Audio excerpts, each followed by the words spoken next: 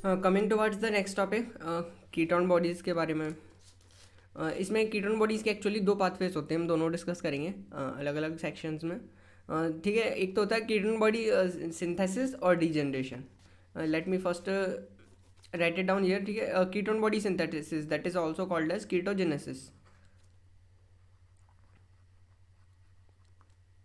ठीक है, इसके अलावा दूसरा पाथवे होगा कीटोन बॉडी यूटिलाइजेशन का।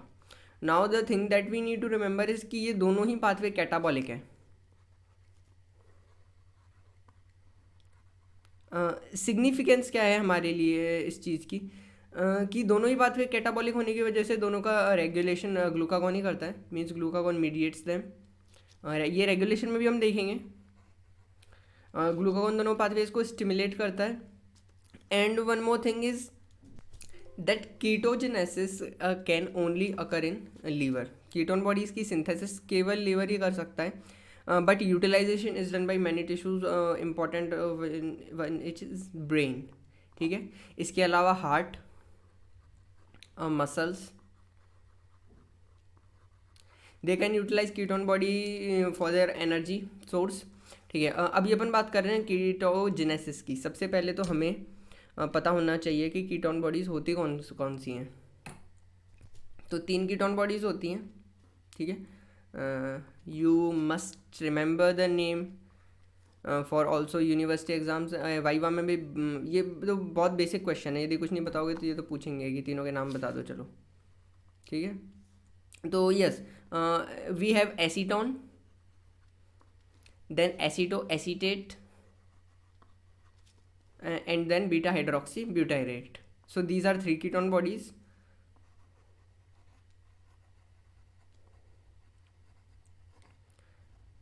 अब बिना ज़्यादा बकेती मचाए सीधे इनकी सिंथेसिस की प्रोसेस पे आते हैं। ठीक है, so now first of all which organelle is the site for ketone body synthesis? As usual yes, जहाँ फैटी एसिड का ऑक्सीडेशन हो रहा था, बाकी सारी प्रोसेस होती हैं, वहीं क्या होगा, कीटोन बॉडीज की सिंथेसिस भी होगी। Yes, mitochondrial matrix. ठीक है, अब सबसे पहले व्हाट इज़ द प्रीकर्सर? सो हम इसे फैटी एसिड ऑक्सीडेशन से जस्ट कंटिन्यू कर सकते हैं। हमारा जो फाइनल प्रोडक्ट बन रहा था एसिटाइल कोएंजाइम ए। ठीक है, so it is the precursor for ketone body synthesis. देखो होता क्या है, इसके दो मोल्स आएंगे, एसिटाइल कोएंजाइम ए के दो मॉलिक्यूल आ गए। ठीक है, इसको मैं एक बार बना देता हूँ। It will look something like this. हमें पता है ये हमारा एसिटाइल कोएंजाइम ए होता है, ये कोएंजाइम है। ठीक है, सो इसके दो मॉलिक्यूल आएंगे और एक मॉलिक्यूल में से क्या होगा, एक कोएंजाइम में बाहर निकल जाएगा। इसका मतलब ये दोनों हो जाएंगे अटैच, ये दोनों मॉलिक्यूल जुड़ जाएंगे और and it will make a aceto acetyl coenzyme. Late me right everything down here. ठीक है, ये दो मॉलिक्यूल्स हैं, सो यहाँ से एक कोएंजाइम में बाहर निकल गया है और अब हमारे पास क्या बचा है, aceto acetyl coenzyme. Okay, important thing, which is the enzyme involve here? इस एंजाइम का नाम हमें याद होना चाहिए, that is थायोलेज।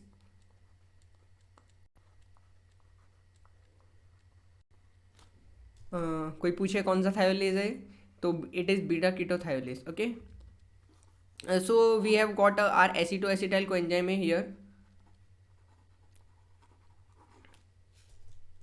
Now another molecule of acetyl coenzyme will come and attach to this compound and will make HMG coenzyme. Let me write it down again. ठीक है, something like this. Now इसमें एक और molecule acetyl coenzyme का add हो जाएगा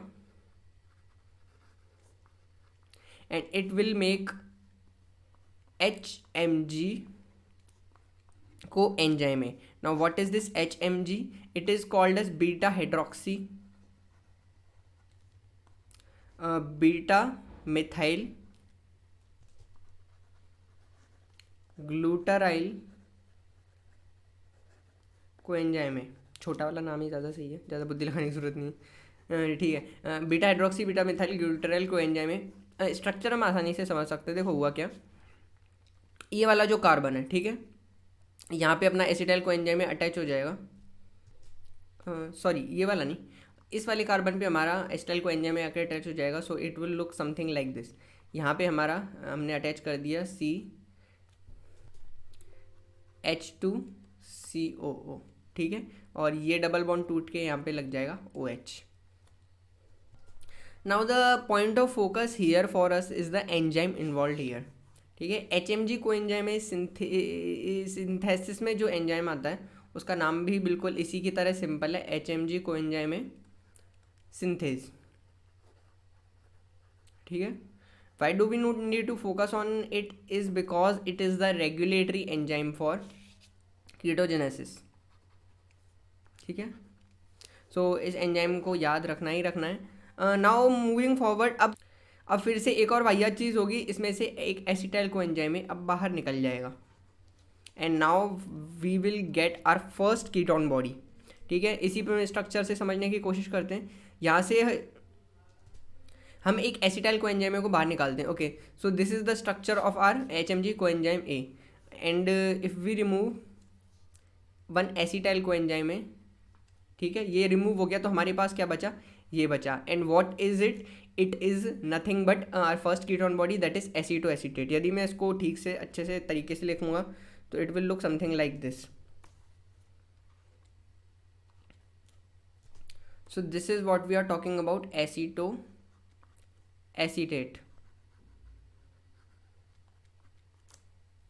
okay, let us discuss once again here. Acetyl coenzyme यहाँ से बाहर निकल गया, फिर से यहाँ पे डबल बॉन्ड बन जाएगा, and what we got is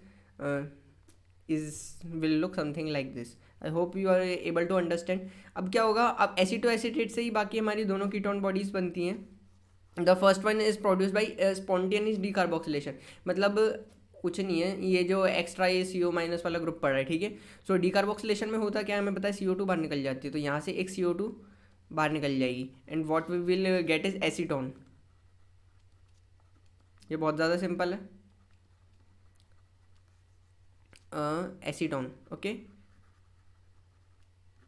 and another thing कि यदि एसीटोएसीटेट का क्या हो जाए, डिहाइड्रोजनेशन हो जाए, मतलब आसान भाषा में मैं कहूँ ये बॉन्ड टूट के यहाँ पे H और H लग जाए, तो इसको लिख ही देते हैं, ठीक है। ये तो CO- एज इट इज़ है, ये इधर CH2 है और इधर CHOH,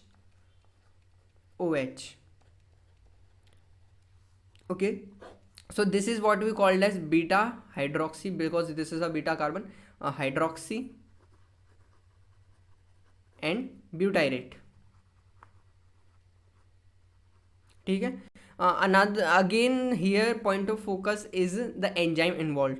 बीटा हाइड्रोक्सी ब्यूटाइरेट के फॉर्मेशन में एंजाइम इन्वॉल्व होता है, that is yes beta hydroxy butyrate.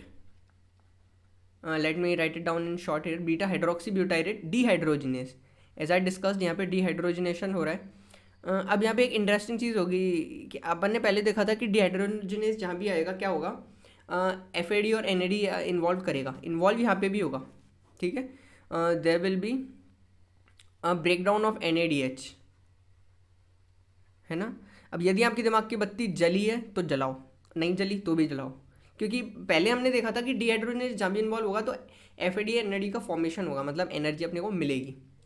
But ये दो डिहाइड्रोजिनेस होते हैं जो विपरीत दिशा में चलते हैं, उल्टी दिशा में चलते हैं। कौन कौन से, एक तो अपना जो बीटा हाइड्रोक्सी ब्यूटाइरेट डिहाइड्रोजिनेस जिसकी अपन बात कर रहे हैं,